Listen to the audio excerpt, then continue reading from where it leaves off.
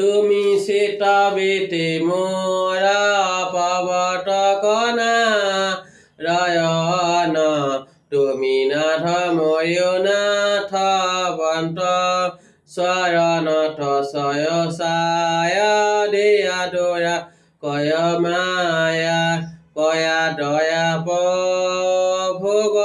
গন্ত তুমি মোর অন্তর্যামী তজুভিত ভয়লো আমি জানি কৃপা কৰা হে কেশ দান্তে তিন তুনি লয়ৰো জীৱতে হে আঠৰয়ৰো দিয়া মোক হে অৰস সাৰ।